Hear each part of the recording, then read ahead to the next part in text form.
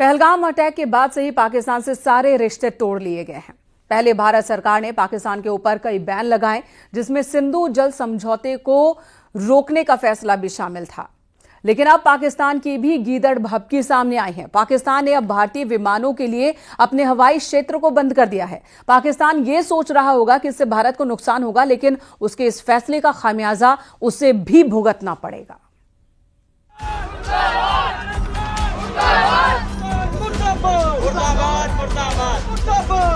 यहाँ पे उसने बोला कि ये शायद मुस्लिम नहीं है, उसने उसको गोली मार दी। हमले की साजिश रचने वालों को उनकी कल्पना से भी बड़ी सजा मिलेगी।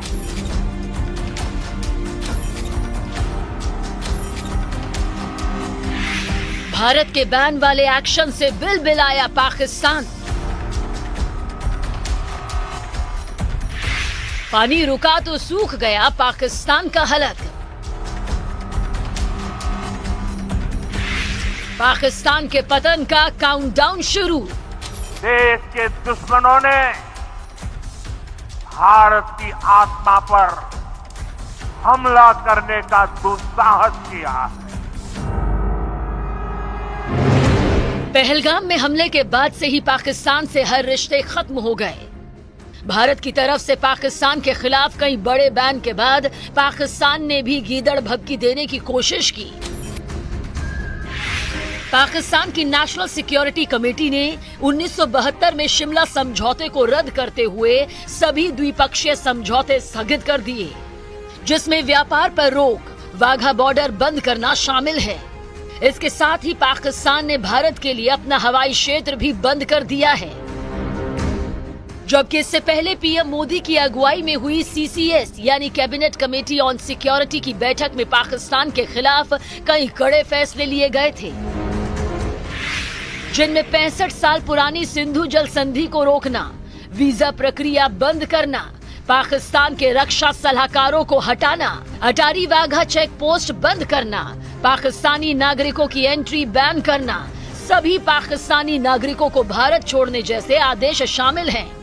पीएम मोदी की अगुवाई में पाकिस्तान के खिलाफ लिए गए इन फैसलों से बौखलाए पाकिस्तान ने भारतीय विमानों के लिए अपना एयर स्पेस बंद तो जरूर कर दिया है, लेकिन इसका असर उसके ऊपर ही ज्यादा पड़ेगा।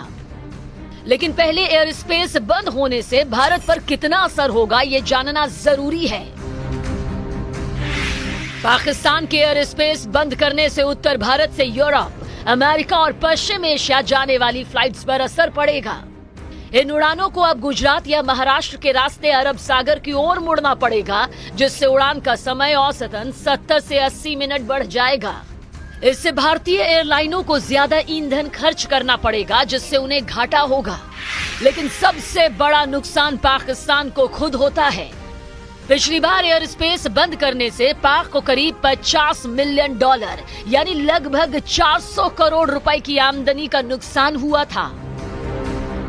मतलब दुनिया भर से कटोरा लेकर भीख मांग रहे, आर्थिक तंगी से जूझ रहे पाकिस्तान के लिए ये बहुत बड़ा झटका साबित हो सकता है। पाकिस्तान की कमर तोड़ने वाला फैसला भारत सरकार पहले ही कर चुकी है। 1960 में हुए सिंधु जल समझौते को सस्पेंड करके, यानी भारत के इस एक्शन के बाद 40 डिग्री का तापमान झेल रहे पाकिस्तान का हलक सूखने लगा है। ऐसा इसलिए क्योंकि कश्मीर से होकर पाकिस्तान जाने वाली नदियों का पानी ही पाकिस्तान की प्यास बुझाता है। अब इस समझौते के रद्द होने से पाकिस्तान प्यासा मरने वाला है। पाकिस्तान की 80% से ज्यादा सिंचाई प्रणाली सिंधु जल पर निर्भर है। अगर भारत जल छोड़ना बंद कर दे या रोक दे तो पाकिस्तान की खेती पर इसका सीधा असर पड़ेगा। इसके साथ ही सिंधु और झेलम नदियों पर पाकिस्तान ने कई हाइड्रो पावर प्रोजेक्ट बना रखे हैं।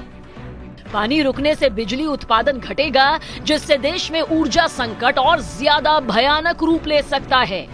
तीसरी सबसे बड़ी परेशानी पानी के किल्लत के रूप में सामने आएगी। पंजाब और सिंध जैसे इलाकों में लाखों लोग सिंधु प्रणाली के जल पर पीने के पानी के लिए निर्भर हैं। ऐसे में वहां जल संकट गहरा सकता है। इंडियन गवर्नमेंट की जानिब से जो इंडस वाटर ट्रीटी को सस्पेंड किया गया है उसके तहत जो है ये दरियाई चिनाब भी आता था। तो जब इंडस वाटर ट्रीटी के बाद जो अब ये दरियाई चिनाब पर जो डैम बनाया गया उसके पानी को रोकने की भी हिंदुस्तान के पास जो है इजाजत है, तो उसका नतीजा ये हो सकता है कि जो पानी का फ्लो है उसको रोक सकता है हिंदुस्तान की जो हुकूमत है अपने रिसोर्सेज का जो है नेचुरल रिसोर्सेज का इस्तेमाल अपने देश की तरक्की के लिए। सिंधु जल समझौते के रद्द होने का असर पाकिस्तान में दिखने लगा तो वहां के पीएम शहबाज शरीफ बौखला गए, तड़पने लगे। पाकिस्तानी पीएमओ के बयान में कहा गया कि सिंधु जल संधि के मुताबिक पाकिस्तान के पानी के प्रवाह को रोकने या मोड़ने का कोई भी प्रयास और निचले तटवर्ती क्षेत्र के अधिकारों का हनन युद्ध कार्रवाई के रूप में माना जाएगा। उधर पाकिस्तान में सिंधु जल समझौते के रद्द होने से मचे हड़कंप के बीच भारत सरकार के जल संसाधन मंत्रालय के सचिव ने पाकिस्तान को चिट्ठी भी भेज दी, जिसमें पाकिस्तान को ये बताया गया कि 1960 की सिंधु जल संधि को तत्काल प्रभाव से स्थगित कर दिया गया है। यही नहीं, केंद्र सरकार ने पाकिस्तान सरकार के एक्स हैंडल को भारत में बैन कर दिया है। मतलब साफ है, पहलगाम में निर्दोषों को मौत के घाट उतारने वाले आतंकियों को पनाह देने वाले पाकिस्तान को खंडहर बनाने की स्क्रिप्ट लिख दी गई है।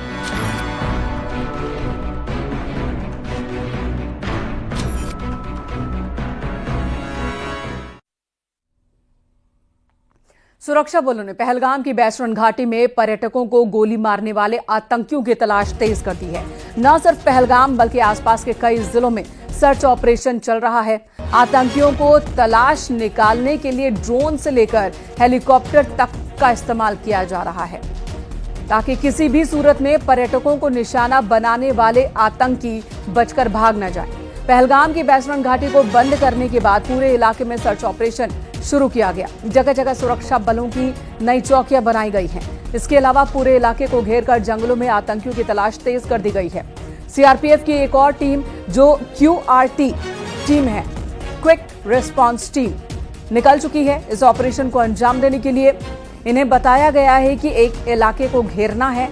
इसके अलावा पहाड़ियों पर भी आतंकियों को तलाशा जा रहा है। सुरक्षा बल के जवान आधुनिक उपकरणों की मदद से पहाड़ियों पर नजर बनाए हुए हैं। पहलगाम के अलावा पुंछ, कठुआ, कुलगाम, जम्मू, सांबा और राजौरी इलाके में भी आतंकियों को तलाशा जा रहा है।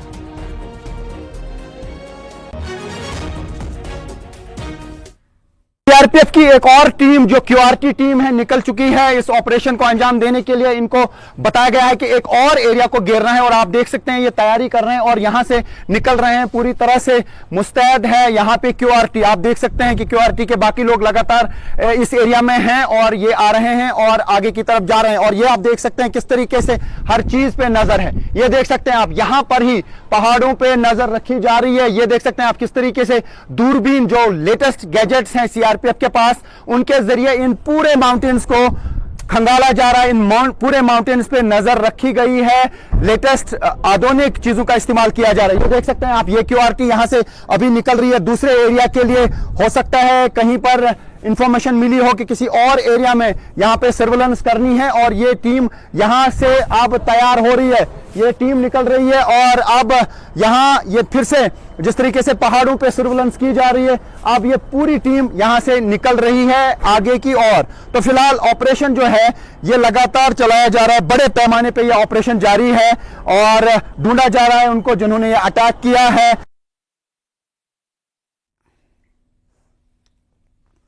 जम्मू कश्मीर के राजौरी में सेना के आतंकियों के साथ मुठभेड़ हुई। सुरक्षा बल ने पूरे इलाके को चारों तरफ से घेरा। 24 घंटे में जम्मू कश्मीर में चौथा एनकाउंटर हुआ।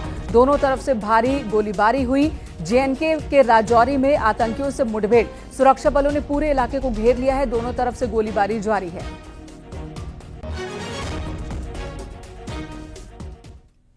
जम्मू कश्मीर के पहलगाम में हमले के बाद आतंकियों पर प्रहार और तेज कर दिया गया। पुलवामा में सुरक्षा बल ने आतंकी हमले में शामिल आतंकी आदिल शेख के घर को मिट्टी में मिला दिया।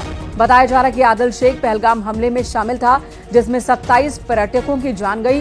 पहलगाम हमले के बाद एक्शन तेज है। आदिल शेख का घर गिराया गया। आतंकी आदिल शेख जो इस हमले में शामिल था।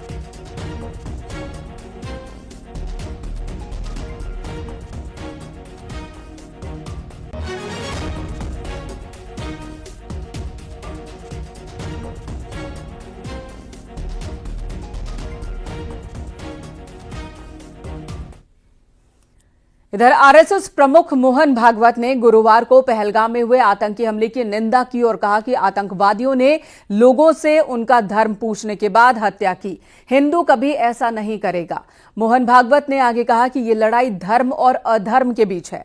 हमारा देश कितना शक्तिशाली है ये दिखाने का समय आ गया है। पहलगाम हमले पर संघ प्रमुख का बयान। मोहन भागवत ने हमले की निंदा की।